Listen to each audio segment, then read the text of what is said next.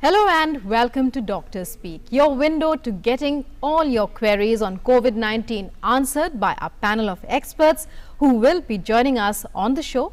I'm Rukma and with me is Jyotika. Hello Jyotika. Hello Rukma, नमस्कार, स्वागत है आपका Doctor Speak पे. And today's focus will be the elderly who are consistently reported to be more vulnerable to COVID-19. According to the Center for Disease Control and Prevention, CDC, older adults with COVID-19 are more likely to be hospitalized. This risk is much higher in the elderly above the age of 85 years. What makes older adults at a higher risk for mental health issues during the COVID-19 pandemic? What special care can be taken by themselves, family members and caregivers? How can they best tide over this difficult time? These and other related issues will be discussed here on the show. We'll also be taking questions on Facebook and Twitter. Our phone lines will be displayed on your screens so you can call in. जी बिल्कुल, अभी कुछ ही देर में हमारे phone numbers आपके screen पर flash हो जाएंगे और हमारे साथ डॉक्टर्स का एक पैनल जुड़ेगा और वो आपके तमाम सवालों का जवाब देगा. आज ख़ास तौर से हम बुज़ुर्गों की बात कर रहे हैं, एल्डरली पीपल की बात कर रहे हैं. आपके घर में जो बड़े हैं उनकी आप देखभाल कैसे कर सकते हैं, और इस आज के वक्त में जब हम कोविड की मार झेल रहे हैं, ऐसे में उनकी मानसिक स्थिति कैसी होनी चाहिए, शारीरिक स्थिति कैसी होनी चाहिए, इसका ख्याल हम कैसे रख सकते हैं. सब मिलजुल कर इसके बारे में विस्तार से बातचीत होगी और कोविड से रिलेटेड भी आपके जो भी सवाल आता है आप हमसे पूछ सकते हैं. हमारे फ़ोन नंबर्स आपकी स्क्रीन पर फ्लैश हो गए हैं. आप इन नंबर्स को भली भांति जानते हैं. 233-87-031 23097-655, आगे 011 दिल्ली का कोड लगाना बिल्कुल ना भूले.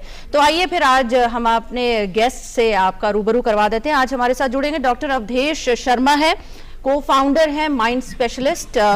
डॉक्टर अचल श्रीवास्तव हैं, प्रोफेसर न्यूरोलॉजी एम्स, और doctor Prasoon Chatterjee additional professor department of geriatric medicine AIIMS से हैं. आप सभी का बहुत बहुत स्वागत है डॉक्टर स्पीक में, और उम्मीद करते हैं कि आप सेहतमंद होंगे, सब ठीक ठाक होगा. Absolutely, thank you. बिल्कुल, चलिए फिर आज की शुरुआत करते हैं. डॉक्टर अवधेश शर्मा, अगर सबसे पहले मैं आपके पास आऊँ कि एक लंबा लॉकडाउन की स्थिति हमने बिताई है, कहीं अब बहुत सारी जगहें धीरे धीरे खुल भी रही हैं, ज़िंदगी पटरी पर आने की कोशिश कर रही है, लेकिन अभी भी हालात उतने सुधरे नहीं हैं. ऐसे में जब हमारे बड़े बुजुर्ग हमारे साथ रह रहे हैं या हमसे दूर रह रहे हैं, बहुत ज़रूरी हो जाता है कि हम उनका ख्याल रखें, हम मानसिक रूप से उनके साथ रहें, उनका साथ दें हर उस स्थिति में, ताकि उनको वो अकेलापन महसूस ना हो, उनको ये ना लगे कि शायद वो कहीं पीछे छूट गए. जी बहुत बहुत शुक्रिया, क्योंकि ये जो एक बहुत अहम सवाल है, ये उस पॉपुलेशन के लिए है जो कि हमारे देश में बढ़ती जा रही है. समय के साथ साथ 10 से 15% लोग हैं जो इस उम्र में पाए जाते हैं. और एक और बड़ी बात है कि उनमें कई तरह की शारीरिक और मानसिक बीमारियां होती हैं, जिसकी वजह से उनका और उनके परिवार वालों का उनके बारे में डर बढ़ जाता है.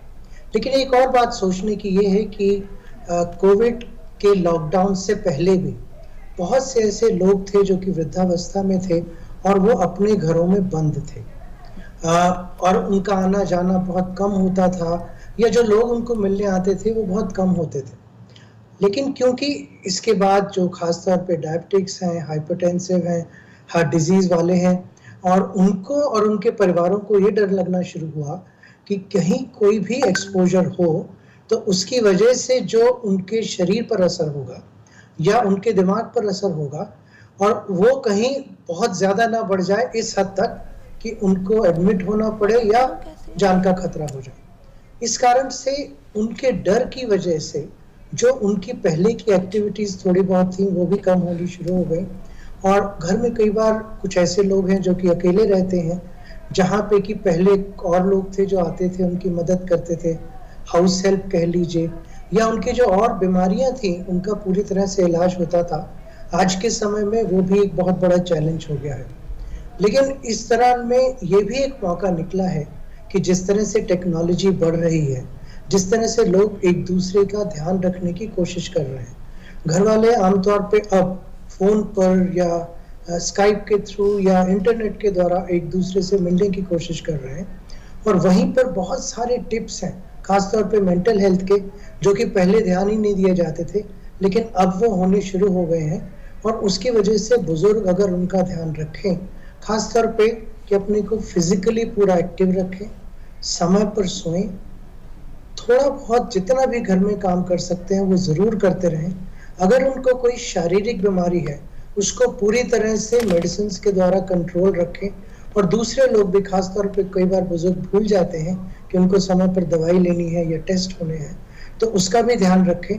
और आज के समय में अगर वो बाहर जाके दवाई नहीं ले सकते हैं, तो घर में भी ये चीजें पहुंच सकती हैं, इसका भी ध्यान रखें। तो अगर ये चीजें हो सकती हैं और वो भी एक दूसरे से कनेक्टेड रहें, और अगर एक परिवार में दूसरे लोग हैं, ये बहुत बड़ा मौका है बुजुर्गों को आज के समय में दूसरों के साथ मिलने जुलने में, और परिवार वालों को उनको सपोर्ट करके और उनके जो एक्सपीरियंसेस रहे हैं उनके जीवन में, उसका समाधान अपने जीवन की कठिनाइयों में लाने में। तो वो एक जो बॉन्डिंग है, वो जो कनेक्शन है, उसमें उनको ये भी लगेगा बुजुर्गों को कि वो यूजफुल है, जो कि कहीं ना कहीं पहले लगता था कि शायद समाज ने उनका तिरस्कार करना शुरू कर दिया है। बिल्कुल।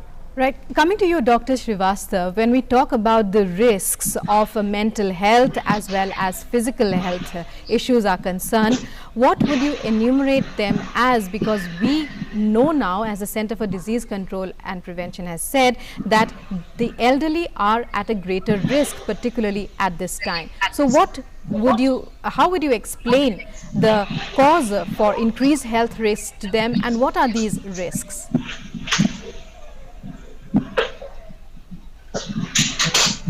Mostly I did not listen properly. Can you repeat the last part? Right, sir. Please continue. Well, we seem to be having a problem. Yes, तो मेरे ख्याल से रुकमा, हम इसी रुकमा के सवाल के साथ हम डॉक्टर प्रसून चैटर्जी आपके पास अगर आए, तो रुकमा का सवाल आई होप आपको सुना होगा। Dr. Chatterjee, what would you say are the risks, mental as well as physical? Because the elderly, we clearly know, are at a higher risk during these difficult times. Right. See, it's a very valid point, and we have discussed this very repeatedly. Point is, when you have no mental engagement, when you are not using your brain, obviously there is a chance that gradually you will develop many element of mental illness. Especially social isolation has been documented in multiple studies that social isolation, depression, anxiety happens after most of the pandemic, including this COVID-19, because this time I think we are partially or completely locked down for more than 100 days, which is definitely a what is very important is, like, we have to understand that how to engage them. My previous speaker also very rightly mentioned that we have to be physically active. Whatever you can do at home, please do that. That is one form of engagement. Be happy, which I give maximum stress, that you have to be happy. That happiness can be by doing your day-to-day activity. It can be by engaging yourself over phone, over video call with your next generation, with your progeny, with your grandchildren. Here I would like to give maximum stress that grandchildren will play a major role in this. Yes. Usually they have always a point that we are so busy in school, in our various extracurricular activity, but now they have lot of time. Maybe they are doing 2, 3, 4 hours online classes. Rest of the time they have lot of time. So I'd request all the grandchildren that please connect with your grandparents, encourage them to do some activity, give them some happiness. If you discuss with them, if you ask them, how are you, dadu, dadi, nana, nani, what are you doing? Let me teach you some how to use smartphone. Let me teach you how to use Skype call and other call, Zoom call, you know. And for senior citizen, I'll also request that you also contact with your peer group. Like previously, they used to go to the park, they used to walk, they used to discuss a lot. You know, there are laughing clubs, many form of clubs are there for senior citizen nowadays. So let them continue that virtually, because I cannot recommend them, please go out and talk to them, but definitely they can do it through virtual reality, and that will be a new skill for them also. And regarding dementia, because I'm also working a lot with this, if you don't engage your mind for this 100 days and beyond, there is high chance that in long run we'll lose our lot of cognitive reserve, and which land up later on in dementia. I think the future will say the impact of COVID-19 on mental health, because when we'll follow them in long term, we will understand how rapidly their cognitive capacity are declining. Right, absolutely. Doctor Achal Srivastava, क्या आप तक हमारी आवाज पहुंच रही है? हाँ, पहुंच रही है जी। जी बिल्कुल। अब आपके पास आते हैं एक सवाल के साथ कि बहुत सारी ऐसी प्रॉब्लम्स हैं जो बुजुर्गों में देखी जाती हैं, जो एज के साथ बढ़ती हैं, जैसे कि डॉक्टर प्रसून अभी बता रहे थे, डिमेंशिया है या और इस तरह की दिक्कतें हैं। क्या चैलेंजेस होते हैं जब इस तरह का वक्त आ जाता है, जब आपको अगर मैं लेमैन भाषा में कहूँ कि चार दीवारी में ही रहना है, क्योंकि वही इस वक्त सबसे बड़ी सेफ्टी है आपके लिए, तो और क्या चैलेंजेस इन प्रॉब्लम्स के साथ बढ़ जाते हैं, खासकर अगर बुजुर्गों की बात की जाए? देखिए, सबसे पहले तो हमें ये समझना चाहिए कि इस उम्र की बीमारियां कौन कौन सी हैं, जो कि अभी एक बीमारी का नाम डॉक्टर हमारे मित्र प्रसून जी ने लिया था, डिमेंशिया की प्रॉब्लम। तो इसके अलावा कई अन्य बीमारियां हैं जो इस उम्र की में ज्यादा पाई जाती हैं, जैसे खास करके पार्किंसंस डिजीज हुआ है, उससे प्रकार के डिसऑर्डर्स हो गए, या फिर स्ट्रोक हो जाता है लोगों को, या फिर जो है डिप्रेशन भी काफी मात्रा में पाया जाता है, और कभी कभी की भी प्रॉब्लम रहती है। तो ये ज्यादा उम्र की कुछ ऐसी बीमारियां हैं जो कि कोरोना हो, कोविड पीरियड हो, नहीं हो, ये होती ही रहेंगी। तो इस समय में इसके होने की संभावना और ज्यादा इसलिए बढ़ जाती है कि आदमी बिल्कुल बंद है घर के अंदर, खास करके इस समय एक खास एज ग्रुप के लोग बाहर घूमते हैं, और बाकी ज्यादा उम्र के लोगों को सबने सुझाव दे रखा आप घर में रहो। हर बार में टीवी पर भी आता है कि आप घर में रहिए, बाहर मत आइए, और इसलिए बुजुर्ग भी अब रहते हैं, बाहर नहीं निकलते, उनको लगता है बाहर निकलूंगा तो कहीं कोरोना का प्रभाव ना आ जाए।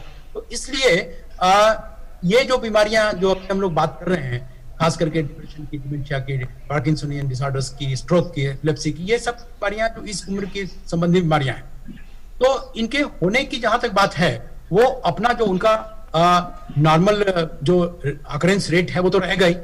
इस पीरियड में कुछ चीजें बढ़ जाएंगी, जैसे खास करके अगर हम लोग बात करें डिप्रेशन की, तो डिप्रेशन बहुत प्रभावी होगा इस समय में, और इस समय में जो टाइम गुजरेगा, अभी ऑलरेडी 4 महीने निकल चुका है, और अभी कितना समय लगेगा ये हम जानते नहीं है। तो ऐसी स्थिति में खास करके डिमेंशिया की एक प्रॉब्लम जरूर बाद में नजर आ सकती है जी। तो उससे बचने के लिए डॉक्टर प्रसून ने बहुत अच्छा बताया कि इंटरेक्शन बढ़ाया जाए, और इंटरेक्शन बढ़ाने के लिए आज के समय में सबसे अच्छा उपाय है बच्चे। तो बच्चे, जो छोटे बच्चे जो घर में हैं, वो जितना इंटरेक्ट करेंगे, जैसा कि डॉक्टर प्रसून ने भी कहा था कि किसी भी मसले बात करें, कुछ उनको समझाएं, कुछ नई चीज बताएं, कुछ मोबाइल में कोई नई ऐप चलाने की तरीके समझाएं, तो कुछ ना कुछ समझाते रहेंगे, तो उससे जो है बुजुर्गों का मन लगा रहेगा। बिल्कुल। डॉक्टर श्रीवास्तव, आपके पास लौटते हैं, इस बीच हमारे कॉलर्स भी हमारे साथ जुड़ते हैं, अपने तमाम सवाल लेके, उनके सवाल भी लेते हैं। डीएसपी सिंह हमारे साथ बैंगलोर से जुड़े हैं, स्वागत है आपका, प्लीज पूछिए अपना सवाल।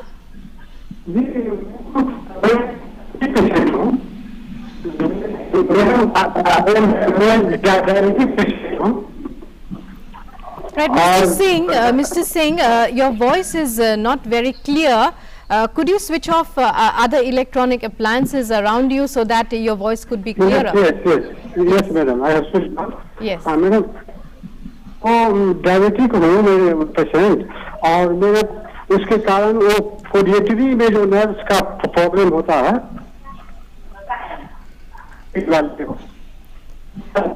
Right, you're a diabetic patient.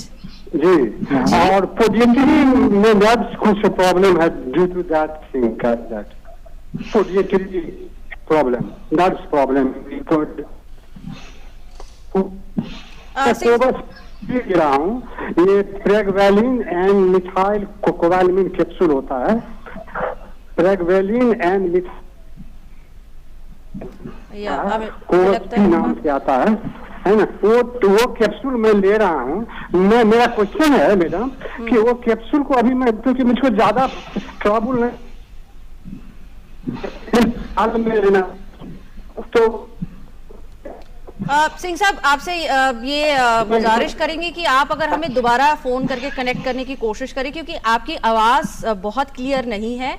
Cut रही है। हम सिर्फ इतना ही समझ पाए हैं कि आप एक डायबिटिक पेशेंट हैं, आपकी बाकी की जो दिक्कत है वो हमें समझ नहीं आ रही है। अगर आप दोबारा फोन करके हमें कोशिश करें तो हम ज्यादा बेहतर समझ पाएंगे। मैडम मैं उसके लिए पोडिएट्री के लिए दवा जी जी Right, Dr. Sharma, if you could hear what you are saying, he is a diabetic patient, and he says that. I think he is a diabetic peripheral neuropathy. He is talking about diabetic peripheral neuropathy, and for that he is under medication of pregabalin and methylcobalamin. Yes, so yes. what I understood is probably he is asking, if I am better, can I stop or can I discontinue for some time? So what is it may be after this last portion is probably my guess, but probably if he has problem to procure the medicine, he can stop it for some time. This is not mandatory and this is not something diabetic peripheral neuropathy का कोई complete cure as such कुछ है नहीं. In AIIMS we do a deep tissue laser therapy which we published, and where Dr. Achal Srivastava and myself, both of us are working on that. So if he थोड़ा situation बेहतर हो जाए, फिर आप वहाँ पे लोकल वहाँ पे जाके इसके बारे में चर्चा कर सकते हैं. Laser therapy has some role in diabetic peripheral neuropathy. For the time being he can stop it if symptom is not much bothering him.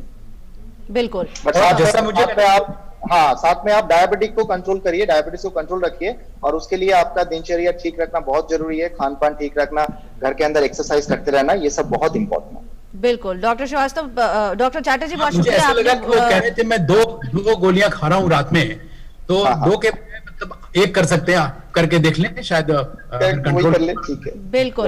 मुझे लगता है डॉक्टर से बेहतर नर्व्स पेशेंट के और कोई नहीं समझ सकता डॉक्टर. दैट्स व्हाई वो क्वेश्चन क्लियरली आप लोगों को सुनाई दिया, हमें ठीक से समझ में पाने में थोड़ी सी दिक्कत आ रही थी नेटवर्क की वजह से. डॉक्टर अवधेश शर्मा, आपके पास आना चाहेंगे. हम बात कर रहे हैं उन बुजुर्गों की, उन बड़े लोगों की जो हमारे साथ रह रहे हैं या फिर हमसे थोड़ा दूर रह रहे हैं, लेकिन फिर भी हम डिजिटली उनके साथ कनेक्टेड रहते हैं. लेकिन यहाँ हम बात करना चाहेंगे उन बुजुर्गों की भी जो ओल्ड एज होम में रहते हैं, और इस तरह की जब स्थिति आ जाती है तो उनके लिए एक बड़ा चैलेंज हो जाता है. वो पहले ही मुझे लगता है अपनी लाइफ से कटे होते हैं, दूर होते हैं अपनी रोजमर्रा की जिंदगी से, और इस तरह की स्थिति में उनके लिए चैलेंजेस और ज्यादा कहीं ना कहीं बढ़ जाते हैं. देखिए, कुछ ओल्ड एज होम्स हैं जिनमें कि इन चीज़ों को बहुत ध्यान देकर उनको कैसे रोज़मर्रा की ज़िंदगी में एंगेज कर सकें, और कुछ ओल्ड एज होम्स तो ऐसे हैं जिसमें कि आसपास की जो कम्युनिटी है उसको भी इन्वॉल्व किया जाता है. So that has not been a challenge. लेकिन अभी क्योंकि बाहर वाले लोग अंदर नहीं आ सकते उन ओल्ड एज होम्स में, तो वो चैलेंज डेफिनेटली बढ़ जाता है. Of course there are many old age homes where people are just living a life of loneliness. They are alone. There is nobody to connect, neither family nor friends nor the society around them. For them this is a big challenge, and that's why it's important that whatever means that we have. And another thing I would like to flag here कि आज के समय में जरूरी नहीं है कि जो व्यक्ति ओल्डर हो वो काम करना बंद कर चुका हो या वो एक्टिव ना हो. बहुत सारे ऐसे लोग हैं जो कि कंसल्टेंसीज करते रहते हैं till later on in life, till even in their 80s. बहुत सारे लोग हैं जो एनजीओज में काम करते रहते हैं. बहुत सारे ऐसे लोग हैं जो अपने एक्सपीरियंस के द्वारा जो यंगर जनरेशन है उसको भी फायदा दे सकते हैं. तो जो मौका उनको मिल रहा है उस चीज का ध्यान रखें. Another thing that we have to remember is कि older people have gone through many disturbances and difficulties and challenges in life. So this is something that one needs to remember in older age कि आप पहले भी इन चीज़ों से गुजरे थे जब आप यंगर थे, और उस समय भी आपने इसके ऊपर विजय पाई थी. और आज भी कोई कारण नहीं है, अगर आप अपने आप को फिजिकली एंड मेंटली स्ट्रांग रखते हैं, उसके लिए सही भोजन, सही टाइम पर भोजन, उसके लिए एक्सरसाइज, उसके लिए सही टाइम पे सोना और कनेक्टेड रहना, और curiosity to be able to learn new things at any age, doing usual things in an unusual way. अगर आप राइट हैंड से खाते हैं और आप लेफ्ट से ही खाना शुरू कर दें तो थोड़े दिनों बाद वो भी ब्रेन को स्टिमुलेट करता है. अगर आप कुछ नई लैंग्वेजेस, आसपास लोग हैं जो कि और लैंग्वेजेस बोलते हैं, अगर वो सीखने की कोशिश करना शुरू कर देते हैं तो आप जिस भी जगह पे हो आप अपने माइंड को स्टिमुलेट कर सकते हैं. लेकिन जैसे ही आप गिव अप कर देते हैं, आप ऐसा समझते हैं कि अच्छा मेरी एज हो गई, मुझे देखने वाला कोई नहीं है, मेरे पास जिंदगी में आगे कुछ है नहीं. And then your curiosity goes, your hope goes, and that giving up is the beginning and end of you as a person. वहाँ पर ही डिप्रेशन की शुरुआत होती है, और इसीलिए ज़रूरी है कि कनेक्टेडनेस जो कि आपको मदद कर सकती है अपने से बाहर निकलने में, लेकिन उसमें आप अगर दूसरों को छूते हैं, उनकी ज़िंदगी को छूते हैं, then again you feel that you are contributing, and that can make a difference wherever you are living, whether in an old age or at home. बिल्कुल, एक कॉलर है रुकमा हमारे साथ, उन्हें ले लेते हैं. शैलेंद्र नाथ है श्रीवास्तव. शैलेंद्र नाथ है जी, स्वागत है आपका. जी नमस्कार. जी नमस्कार. ये इस समय जो कोरोना में जो लोग माइल्ड डायबिटिक है या माइल्ड बीपी है, और भी खास तौर से उनको कंजेशन वगैरह हो जाता है खान पान की वजह से, गले में खराश या सीने में खराश, तो ऐसी स्थिति में क्या क्या सावधानी या घर पे क्या कोई दवा लेनी चाहिए? जी डॉक्टर श्रीवास्तव आपके पास आएंगे इस सवाल के साथ.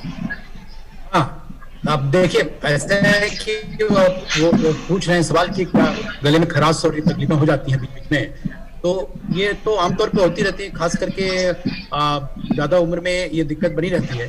तो इसके लिए तो मैं सजेस्ट करूंगा कि हल्के गर्म पानी का गार्गल करते रहें, भाप लिया करें 1 से 2 बार, तो ये उनको हेल्प करेगा इस मसले में.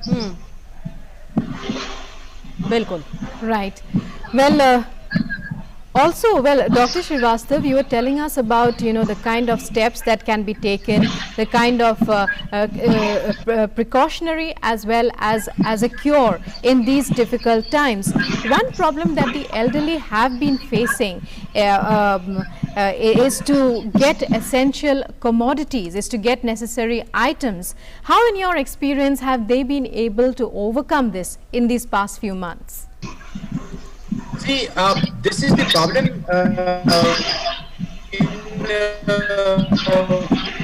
in Tier 2 or lower than Tier 2 cities. In the bigger cities where there is family support, there is no issue. But where there is no family support, they can call the things on internet, and like there are various delivery options. When government has been trying to deliver goods to their houses, I saw in one of the houses, police people went with cake and all that on someone's birthday. So everyone is trying their best. So Right. Specifically in lower cities there is a problem. Right. Well, we have another caller with us right now, Shelly Arora from Delhi. Shelly, please ask your question. हाँ जी नमस्कार doctor साहब. जी. मेरा सवाल ये है कि मुझे 2 जुलाई को 99.8 फीवर से शुरुआत हुई थी, और उसके बाद में साइनस हो गया था. 8 जुलाई को मेरा टेस्ट और स्मेल चले गया. 12 जुलाई को फिर वो टेस्ट और स्मेल दोनों वापस आ गए. बट मैंने जो कोविड का टेस्ट था वो 10 जुलाई को करवाया. अब मेरा ये डाउट है कि मुझे जो आइसोलेशन के अपने दिन हैं वो किस दिन से काउंट करने हैं. 2 जुलाई से करने हैं कि जब फर्स्ट टाइम फीवर हुआ, 8 जुलाई से करने हैं जब मेरा टेस्ट गया, या फिर मैंने 10 जुलाई से करनी है कि जब मेरी report I. Right, Dr. Chatterjee. I'd ask her that actually what was her contact date? Was Right. it 2nd July or it is probably it was before that? So Shelly, we will आपका count- contact date आप बता सकते हो? Before that, before 1 or 2 days. Yeah, so you will count from that day actually when you have exposure with a positive patient, and you have, so from that day you should count your 14 days. Right? Right. So you are positive. Shelly ji? हाँ जी हाँ जी. आप positive हो, ठीक है. I think nothing to worry. It sounds that you are fine, your voice is clear, and don't be panicky, you will be fine. We pray for you. But the thing is, जो आपने बोला कि आप contact में आए positive person के, but I was not sure कि तब मेरे हस्बैंड के ही मैं कांटेक्ट में आई, और उनका तो तब रिपोर्ट नहीं आया था वो पॉजिटिव है कि नहीं है. It is just our assumption कि मुझे उनसे ही इन्फेक्शन हुआ होगा. Okay, no problem. Even if no harm, you are staying at home, and even if you count from the day of fever, that is your 2nd July, then also today you have already passed 14 days, right? And you are fine. So what's the worry now? What is bothering you? bothering me is that I have to count from 10th July or 8th July when my test was born. Count from, okay. No, you have to definitely count from the day of fever, because that continued and you have diagnosed as COVID. So you have to count from the day of fever. First day of fever you count, if you cannot trace your contact, right? Right. Thank you so much, doctor. Okay. I would like to, मैं इसको एक point में जोड़ना चाहता हूँ, specially जब old age home की बात हुआ, हम लोग एक एनजीओ हेल्दी एजिंग इंडिया से हम लोग ओल्ड एज होम में 2 साल से सर्विस दे रहे, हेल्थ केयर दे रहे हैं, and even during Covid crisis also we have continued. तो हमने एक छोटा सा सर्वे किया which is under publication. We have seen around 45% people have depressive symptom, जो हम जेरियाट्रिक डिप्रेशन स्केल से असेस किए हैं, and around 30% people has some form of cognitive impairment. So this is a very significant data, and I believe ये हमें ख्याल में रखना है. दूसरा पॉइंट मैं इसमें रिक्वेस्ट करूंगा जितना भी हमारा श्रोता है कि आप WHO वर्ल्ड हेल्थ ऑर्गेनाइजेशन के साइट में जाइए. वहां पे long term care old age home in India is more of A replication of long term care facility in most of the developed country. तो लॉन्ग टर्म केयर फैसिलिटी में कैसे Covid crisis में, pandemic के time में, उसके बाद में senior citizen को ठीक रखा जाए, उसके ऊपर आप गाइडलाइन को जरूर पढ़िए.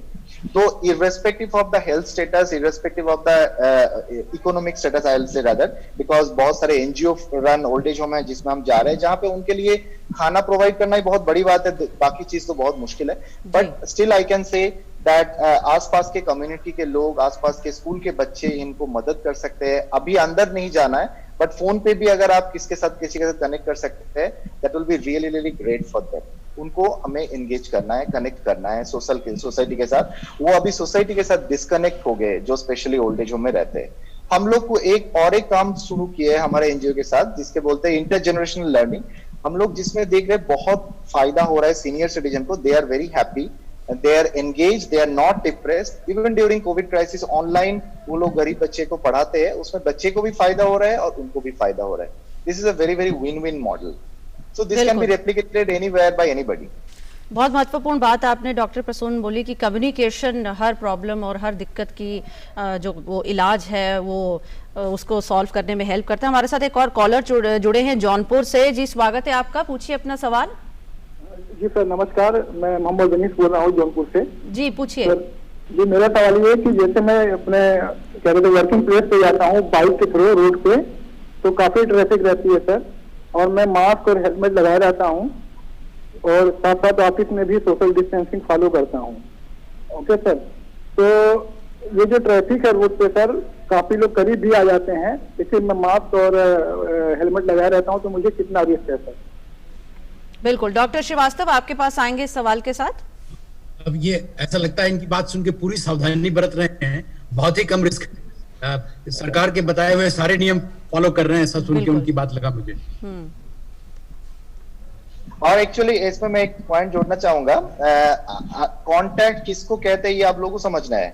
अगर आप मास्क नहीं पहने हो, अगर आपके सामने वाला मास्क नहीं पहना है, और आप 1 मीटर की दूरी नहीं बरत रहे हो, और आप दोनों में 15 मिनट से ज्यादा इंटरेक्शन हो रहा है, then only it will be a contact. सो ऐसा डरने की बात नहीं है. मैं मास्क पहना हूं फिर भी मुझे हो गया, ये थोड़ा मतलब डरने वाली बात है. डेफिनेटली आपको थोड़ा मिस करोगे इस स्टेप में, तो ही आपको प्रॉब्लम होगा. तो जब तक आप मास्क पहने हो, सामने वाला मास्क पहना है, आप 1 मीटर का दूरी मेंटेन कर रहे हो, कहीं पे ना भी मेंटेन कर पा रहे हो, जैसे उन्होंने क्राउड में कहा, and you are interacting with each other. But इसमें मैं एक चीज बताऊंगा, हमारे हैबिट में आजकल मास्क बहुत सूट नहीं कर रहा है. बहुत टाइम हम लोग बात करने के टाइम में उसको नीचे कर लेते हैं, हमें लगता है कि हमारे सामने वाला बात नहीं सुन पाएंगे. तो दिस इज डेंजरस. हमें आज भी ऑनरेबल प्राइम मिनिस्टर सर ने मन की बात में ये बात कर रहे थे कि कोरोना डे 1 ऑफ लॉकडाउन में जितना खतरनाक था, अभी भी उतना ही खतरनाक आपको जानना है और मानना है. ऐसा नहीं है कोई मास्क को ऊपर कर लेते, चश्मा जैसे कर लेते, कोई साइड में कर लेते, कोई गला में रख लेते. Mask is not a fashion statement, it is a necessity. That we have to understand, and especially when you are interacting with someone, जब बात कर रहे हैं, बातचीत कर रहे हैं, तब तो आपको जरूर पहन के रहना है, otherwise you may contaminate each other. बिल्कुल, लेकिन बहुत महत्वपूर्ण बात आपने डॉक्टर प्रसून चैटर्जी यहाँ पर की है कि मास्क पहनने का जो सही तरीका है उसका पालन करना बहुत आवश्यक है, और हम अपने चैनल के माध्यम से लगातार इस संदेश को जन जन तक पहुँचा भी रहे हैं। हमारे तमाम जितने भी रिपोर्टर्स हैं फील्ड में वो भी ये काम कर रहे हैं कि अपनी जितने मास्क पहनने का जो सही तरीका है वो जो लोगों तक ज़रूर पहुँचे। डॉक्टर अवधेश, आपके पास आना चाहूँगी एक सवाल के साथ। अक्सर हमने घरों में देखा है बुजुर्गों को वो अपनी रेगुलर जो मेडिसिन लेते हैं, जो एज रिलेटेड जो भी तमाम दिक्कतें हैं, प्रॉब्लम्स है, अब इस तरह की स्थिति में कई बार देखने में आता है कि वो छोटी सी छोटी चीज़ में भी पैनिक हो जाते हैं। मान लीजिए उनकी दवाई खत्म होने वाली है कि और उन्हें कहा गया है कि दवाई ले आएंगे, लेकिन उनको तब तक चैन नहीं आएगा कि जब तब तक दवाई उनकी टेबल पर पहुंच नहीं जाएगी। तो इस तरह की छोटी छोटी जो पैनिक अटैक्स होते हैं या फिर एंजाइटी होती है, ये कारण क्या होते हैं इसके पीछे? ये बेचैनी जो होती है ये क्यों होती है? एक तो एज एक बहुत बड़ा फैक्टर है, और आप क्या कारण मानते हैं? देखिए, कई बार एक्चुअल सिचुएशन होती है जहाँ पे कि पहले से ही एक घरों के अंदर सिस्टम बना हुआ है कि शायद जो यंगर पर्सन है वो जब भी बाहर जाता था उसे लगता था कि अच्छा ये काम करने हैं, और वो समय पर काम करके आ जाता था, चाहे वो दवाइयाँ हो या ग्रोसरीज हो या कुछ भी हो। लेकिन अब वो व्यवस्था भी कई हद तक बिगड़ गई है। बिल्कुल। दूसरी बात यह है कि पहले जब एक व्यक्ति काम करने जाता था तो उसका जो थोड़ा सा एल्डरली पर्सन था उसके साथ इंटरेक्शन ज्यादा नहीं होता था। Whereas now everybody is at home 24/7, तो वहां पे जब भी वो उनको दिखते हैं वो याद दिलाने की कोशिश करते हैं। वृद्धों को एक और बड़ी थोड़ी सी मुश्किल का सामना करना पड़ता है कि कई बार वो खुद भी चीजें भूल जाते हैं, तो उन्हें मन में ये होता है कि मैं तो भूल ही गया हूँ, शायद सामने वाला भी भूल जाएगा। और ये बड़ी एसेंशियल चीज है दवाई के बारे में, खास तौर पे उनको बार बार जब वो जाते हैं तो डॉक्टर्स भी कहते हैं कि ये बहुत जरूरी है। और आज के संदर्भ में it is reminded again and again that all your comorbidities must be very well managed. So what can be done is that if it is something which is of importance, it should be done as early as possible, or you set a realistic date and time. Sometimes we tell them कि अच्छा आज शाम को आ जाएगी, लेकिन शाम को नहीं आती, 4 दिन हो जाते हैं, चाहे दवाई 10 दिन की पड़ी हो। So make a promise only, and this is not true only of medication, but this is also true of other things. Make a promise only that you can deliver. Number 2, try and interact with them and ask them about their other anxieties. You know, many a times for the elderly, this is just a point of discussion. क्योंकि अगर उनको दूसरों के साथ बातचीत करने का मौका नहीं मिल रहा, so this may be a starting point for any discussion. Whereas a younger person may be having many other things to be done, and they see it as a burden. तो वहाँ पे अगर थोड़ा समय वो उनके साथ बिता सकें बहुत अच्छा रहेगा। तीसरी चीज ये अगर देख सकें कि क्या उनके मन पे कुछ और तरह की टेंशन्स हैं, फाइनेंशियल टेंशन्स, खास तौर पे आज के समय में where businesses are going down and otherwise people felt that they have a certain amount of money which is there and it will last them for a lifetime. It may no longer be true. They also see some news where some bank has failed, or there is another kind of a problem, or certain fixed deposits etc. have gone. So because of that, again they may start having this. Right, doctor, these are changing times, and right now we have a caller who would like to ask you a question, Mr. B.K. Wasnik. Right, D.K. Wasnik from Aligarh. Wasnik ji, please ask, आपका question पूछिए। अच्छा साहब, मेरी उम्र 70 साल है। अच्छा 70 साल जी। और अच्छा मैं चाहता हूँ कि मैं जैसे मास्क पहनता हूँ तो वो सांस लेने में दिक्कत होती है, तो मैं रूमाल बांध लेता हूँ तो सांस लेने में दिक्कत नहीं होती, तो क्या रूमाल बांध सकते हैं मास्क के स्थान पर? जी डॉक्टर शर्मा, आज की डेट में ये गाइडलाइंस बिल्कुल क्लियर हैं, और एक्चुअली आज सुबह के वक्त ही मन की बात में प्रधानमंत्री जी ने भी कहा कि हमें अपने मुंह को और नाक को कवर करना है, खासतौर पे हम जब दूसरों के साथ हैं या किसी ऐसी जगह पे हैं जहाँ पे दूसरे आए हैं। अपने घर में भी अगर दूसरे आए हैं या हम कहीं बाहर गए हैं जहाँ दूसरों से मुलाकात हो रही है, कोई भी चीज हो जो कि कवरिंग हो, जिसमें आपको सहूलियत हो, और उसमें चाहे वो गमछा है, चाहे वो रुमाल है, चाहे वो मास्क है। हाँ, एक चीज जो पिछले ही हफ्ते में निकल के आई है कि कई बार लोग वो मास्क डाल लेते हैं जिसके अंदर की वॉल्व्स होते हैं, तो उससे आपकी प्रोटेक्शन उतनी अच्छी नहीं होती और वो आम जनता के लिए नहीं है। लेकिन अगर आपने ठीक तरह से हर जगह पर दूसरों के साथ संपर्क में आने में अगर रुमाल डाला हुआ है तो बिल्कुल ठीक है, उसमें कोई दिक्कत नहीं है। Dr. Chatterjee, we are also taking questions on Facebook and Twitter. So there's Shelja, who lives in Delhi with her elderly mother, and Shelja, that is the daughter, is an asthma patient. As such, even at home with her mother, what are the precautions that she needs to take? I will say, if your asthma is under control, nothing to worry. Don't be panic for that. And asthma should be controlled with metered dose inhaler. I understand she must be knowing this because already getting treatment with a physician or a pulmonologist. Point is you have to have the control over disease. No other extra things I would suggest because there are a lot of information through medias and other things. Of course ठंड से तो बच के रहना है, ये तो हम सबके लिए है। डस्ट वगैरह से है तो उससे भी जो आपके लिए एलर्जन आपको लगता है उससे आप अवॉइड करिए। बाकी फिजिकल एक्टिविटी एंड खान पान जो हम कॉमन बाकी लोगों के लिए बोल रहे हैं उसको भी आप फॉलो करते रहिए। Right, Dr. Srivastav, is there any system by which as we've learned that the elderly are more at risk of being hospitalized at this time, and we are all aware of the problems of hospitalization even for non-COVID patients or COVID patients as such. Is there any measure? Are there any steps that are being taken in order to ensure that they have an easy access to hospitalization? See, for corona patients specifically, there are various measures which have been taken by government. Various hospitals have been specifically deputed for this purpose, like LNJP hospital. At AIIMS also we have a corona patient care center. So the government has taken enough measures so that there is no trouble to the patients who are suffering from corona or they have come out to be positive. The only thing is that somehow they reach at wrong places.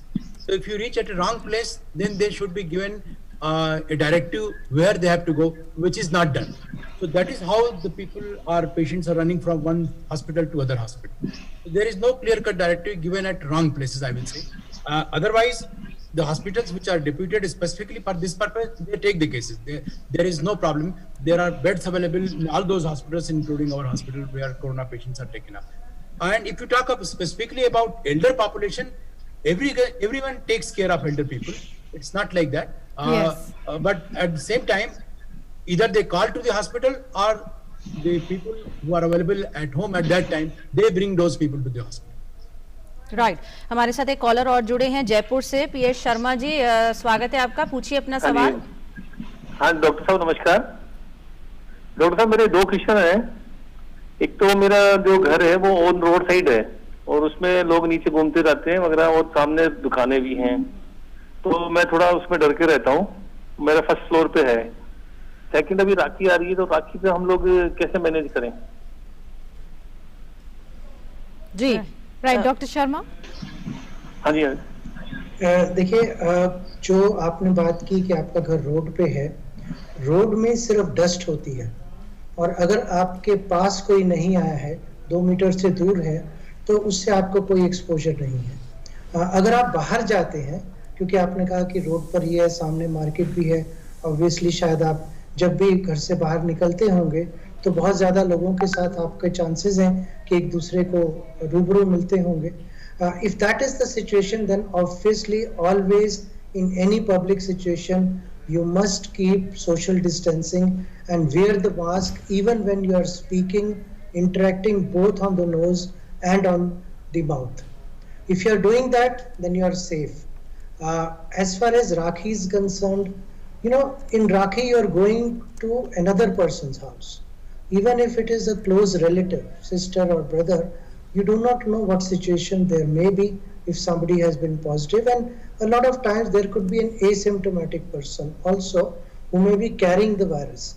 So at this point of time, it is clear that advisory is that we should avoid any such situation where you are coming in close contact with a person whom you don't know very well for prolonged periods of time. However, if you choose to go, then you must ensure that it should be for least period of time.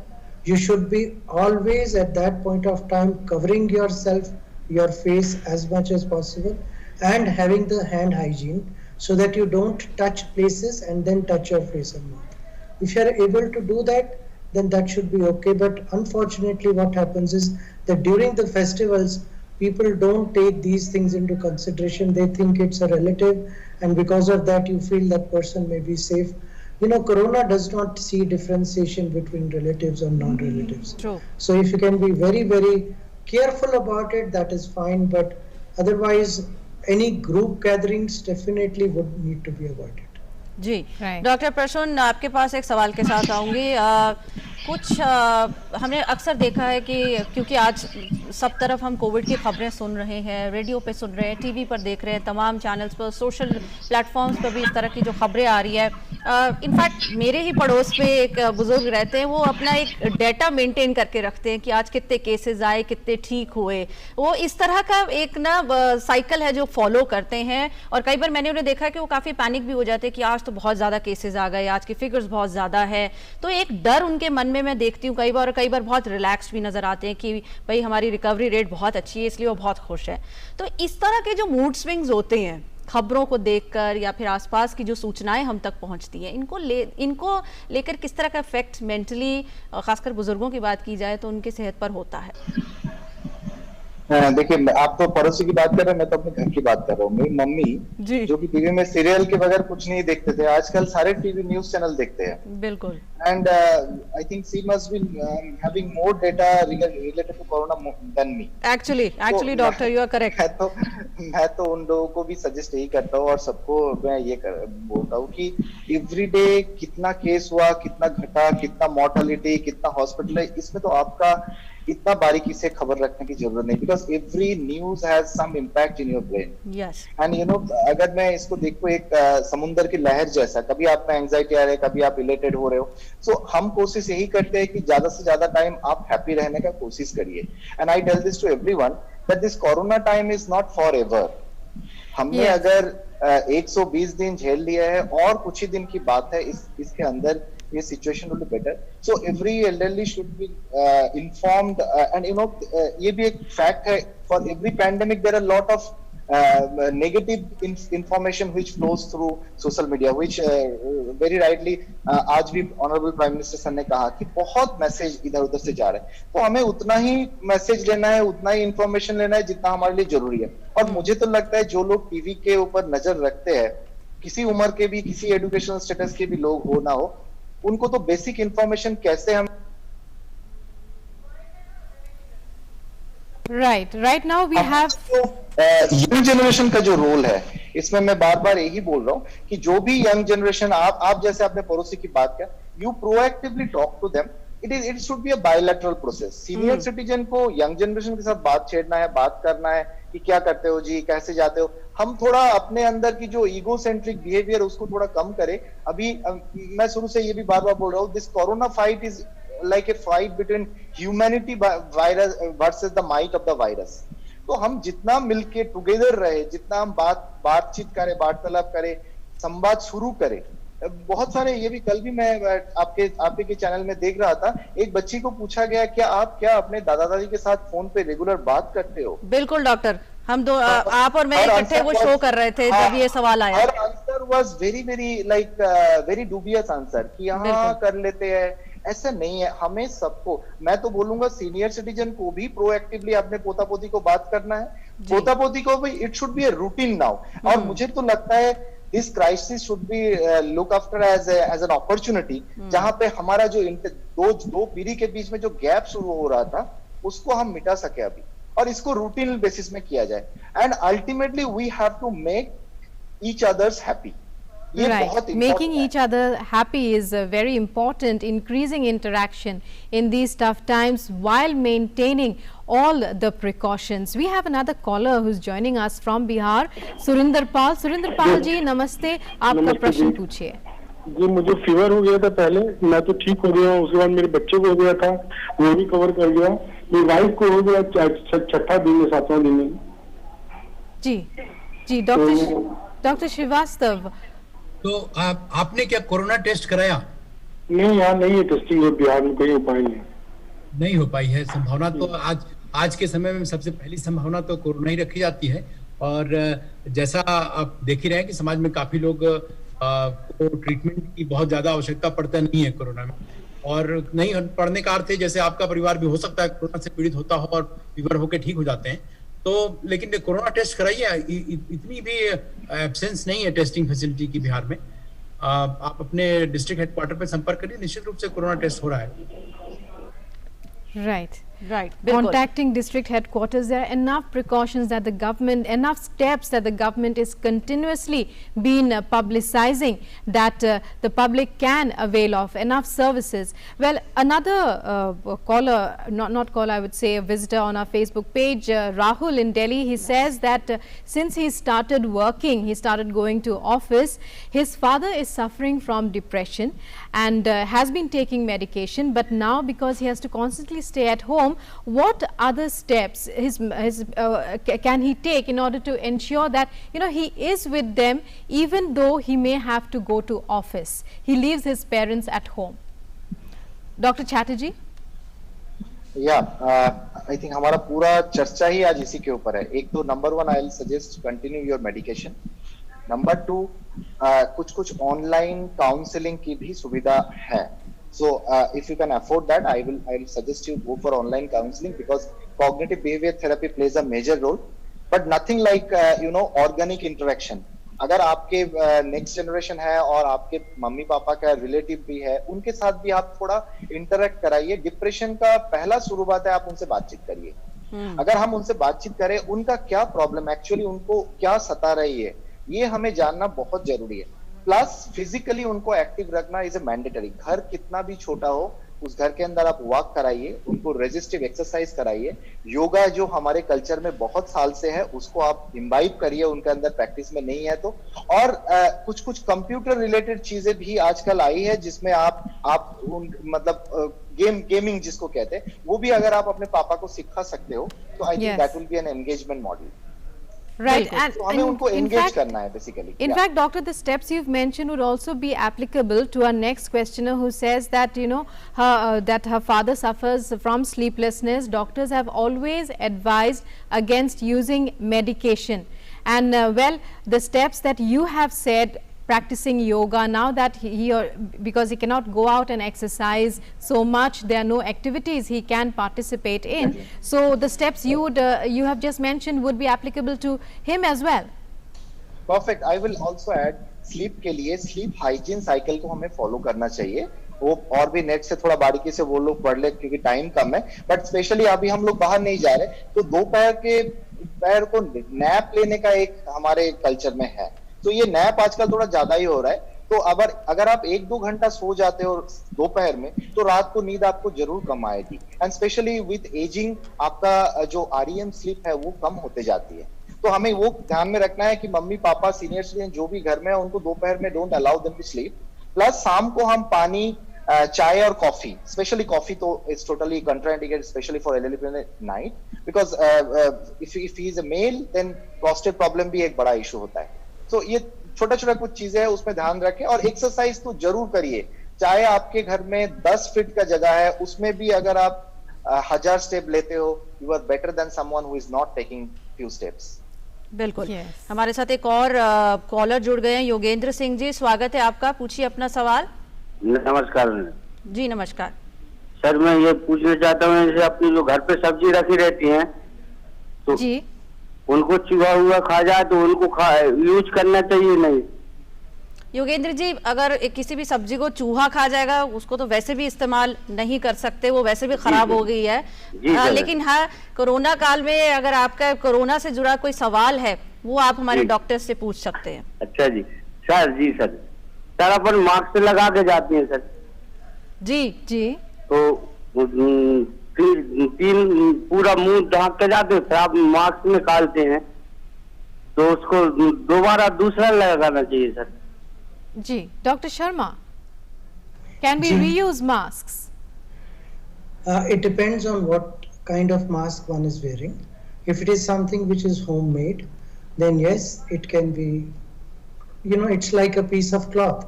It can be washed and you can reuse it. But some of the other masks like surgical masks, etc., should not be reused because once, especially when you have gone out for a long period of time with the same mask, then you are bringing in those impurities, then that should be discarded. But any homemade mask or any homemade cloths, etc., can be used very, very easily, and that is not a problem. बिल्कुल। Doctor Sharma, आप ही के पास मैं एक सवाल के साथ आऊंगी। हम अक्सर देखते हैं कि क्या कुछ एक जो बुजुर्ग होते हैं अजीब सब बिहेव करने लग जाते हैं अचानक से, लेकिन हम उन साइंस को समझ नहीं पाते हैं, हम उन इशारों को समझ नहीं पाते हैं। अगर बातचीत में कुछ बदलाव आ जाता है हम उसको समझ नहीं पाते हैं, क्योंकि हम अपनी रोज़मर्रा की ज़िंदगी में काफ़ी व्यस्त रहते हैं। तो कौन से ऐसे आप अर्ली साइंस मानते हैं जिनको देखकर हमें विजिलेंट हो जाना चाहिए, जिनको देखकर हमें सतर्क हो जाना चाहिए कि शायद कहीं ना कहीं कोई दिक्कत की शुरुआत हो सकती है? आप कौन से ऐसे अर्ली साइंस मानते हैं? देखिए, यहाँ पे दो चीजें और भी समझने वाली हैं कि जो डिप्रेशन है या एंजाइटी है वो एक कॉन्टिन्यूम है। किसी को थोड़ी देर के लिए लो मूड हो सकता है, किसी खास कारण से हो सकता है, और फिर वो ठीक हो जाता है, तो उसको एक डिजीज नहीं कहेंगे। और दूसरी बात यह है कि अगर वो लंबे अरसे तक नहीं चलता लगातार, और अगर वो सिर्फ एक ही सिम्टम है, तब भी उसे डिजीज नहीं कहेंगे। लेकिन अगर किसी व्यक्ति का मूड लगातार खराब होता रहे, खासतौर पे करीबन 2 हफ्ते तक, और उस मूड की वजह से अगर खासतौर पे बाहरी कोई कारण नहीं है और फिर भी उस व्यक्ति को लो महसूस हो, उदासी का महसूस हो, रोना आ जाए, किसी से बात करने की इच्छा नहीं हो, बिना कारण से घबराहट हो, बहुत बेचैनी हो, रात की नींद भी खराब हो जाए, अगर भूख लगनी कम हो जाए या वेट कम हो जाए, और जो रोज पहले जिन चीजों में इंटरेस्ट था वो इंटरेस्ट भी कम हो जाए, और जो उनकी एक खास तरह की पर्सनालिटी थी उस पर्सनालिटी में अगर बदलाव आ जाए, जैसा आपने कहा कि वो कुछ अजीब सी बातें करने लगे या कुछ बहुत पुरानी बातें उनको याद हैं लेकिन अभी वाली चीजें याद नहीं है, वो खासतौर पर अर्ली साइंस ऑफ डिमेंशिया हो सकते हैं।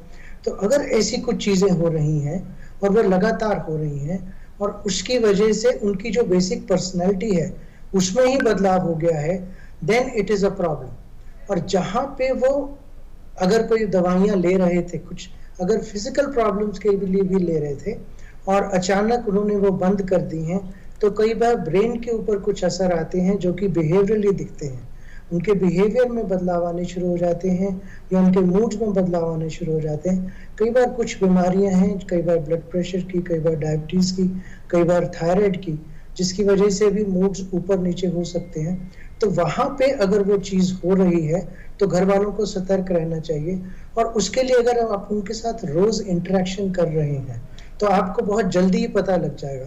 लेकिन हाँ, कई बार ये होता है कि हफ्तों तो क्या महीनों तक उनसे बात ही नहीं हो रही है, तो वो डिटेरियोरेशन होती रहती है, we don't get to know and early treatment is lost. बिल्कुल। हमारे साथ एक और कॉलर जुड़ गए हैं डॉक्टर, उनका ले लेते हैं। रेवाड़ी से हैं राम सिंह जी, स्वागत है आपका, पूछिए अपना सवाल।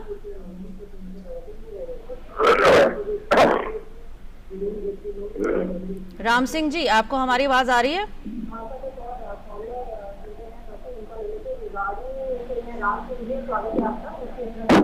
सर जी, मेरी उम्र 68 साल है, बीड़ी पी करके मैं बहुत परेशान। राम सिंह जी, आपसे पहले तो इल्तिजा है कि आप अपने जो टीवी सेट की जो वॉल्यूम है ना उसको म्यूट पे कर दे ताकि आपकी आवाज हमें क्लियरली पहुंचे। हाँ जी, मैं साहब 68 साल की उम्र है मेरी, मैं बीड़ी पी के बहुत परेशान था। मैंने 4 महीने से बीड़ी छोड़ दी, मलगम जम गया बहुत ज्यादा। तो मैंने डॉक्टर को दिखाया, उन्होंने मेरे को 2 टैबलेट लिख करके दी, तो फॉलोमो क्लियर और डायरिफ्लिक्स। ये मेरे को 3 महीने 3.5 महीने हो गए खाते हुए। अच्छा। मेरा मलगम साफ नहीं हो रहा, और अगर मैं कोरोना टेस्ट कराऊंगा तो मेरा पक्का आ जाएगा, क्योंकि मेरे को ये मलगम की वजह से इसको नहीं है कोई तकलीफ नहीं मेरे को, तब भी आ जाएगा कोरोना। तो मैं आपसे डॉक्टर, किसी डॉक्टर से कोई एडवाइस कर देता है कोई डॉक्टर, क्योंकि देहात का इलाका कोई अच्छे डॉक्टर आप जैसे तो डॉक्टर मिलते नहीं, तो वहां तो जो वजह से बता देता है वैसे मान लेते हैं। तो आप मुझे ये एडवाइस करो कि मैं ये टैबलेट कितने दिन और खाऊं? और कोई दूसरा तरीका है। 1 महीने में बहुत परेशान रहा शुरू में, जब मैंने बीवी छोड़ा तो मेरे को ये पक्का हो गया था मेरे को कोरोना हो गया है, लेकिन मैं अपने आप को कंट्रोल किया, गरारे जी बिल्कुल। हम आपका सवाल राम सिंह जी डॉक्टर साहब तक लेके जाते हैं। Doctor Prasoon Chatterjee, if you would like to answer the question, धूम्रपान का सवाल है। राम सिंह जी, मैं तो पहले आपको ये बताऊं, 3.5 महीने का जो खांसी है वो कभी कोरोना नहीं है। तो आप पहले तो अपने दिमाग से ये हटाइए कि मुझे जरूर कोरोना हो गया है। आपने बीड़ी छोड़ दिए हो, बहुत अच्छी बात है, आपको बधाई हो। तो लेकिन जो लंबा समय तक बीड़ी पीते हैं उनको ऑब्स्ट्रक्टिव एयरवे डिजीज होता है, जिसको हम COPD कहते हैं। तो आप दवाई से आपको कंट्रोल है, बहुत अच्छी बात है, लेकिन आप थोड़ा समय ले लीजिए, थोड़ा कोरोना के प्रकोप कम हो जाए, उसके बाद आपका नियरेस्ट फिजिशियन को दिखाइए। आपको मीटर डोज इनहेलर लेने की जरूरत होगी, जिससे हम पंप कहते हैं, और पंप ही इसका असल इलाज है, जिससे आपको पूरा फायदा मिलेगा। लेकिन तब तक आप दवाई पे रहिए, और जिस दवाई पे आपको रिलीफ मिला है उसको आप कंटिन्यू करिए। और रिमेंबर, आपको कोरोना नहीं है, 3.5 महीने का खांसी कोरोना नहीं है, और बाहर मत जाइए। चलिए डॉक्टर साहब, इस अच्छी खबर के साथ राम सिंह जी को काफी संतोष मिलेगा कि क्योंकि वो अपने मन में ये बना के बैठे थे कि उन्हें कोरोना। इसी तरह की जो भ्रांतियां हैं, भ्रम है, हम कोशिश करते कि अपने डॉक्टर्स के थ्रू आपकी इन भ्रम और भ्रांतियों को सॉल्व कर पाए, उन्हें सुलझा सके, यही हमारी कोशिश होती है। Doctor Achal Srivastava, doctor Awadhesh Sharma, doctor Prasoon Chatterjee, आप सबने हमारे लिए वक्त निकाला, हमारे सभी ऑडियंस के सवालों का जवाब दिया। बहुत महत्वपूर्ण जानकारी खासकर बुजुर्गों के लिए आपने हमारे साथ आज शेयर की, हमें दी। बहुत बहुत शुक्रिया आप सभी डॉक्टर्स का हमारे साथ जुड़ने के लिए। Many thanks to all our guests and to all our callers for calling in as well. And we'll be back again tomorrow on DD News and DD India to answer more of your questions, to have our guests answer more of your questions. So keep them ready, and thanks for joining us. Namaskar. Namaskar.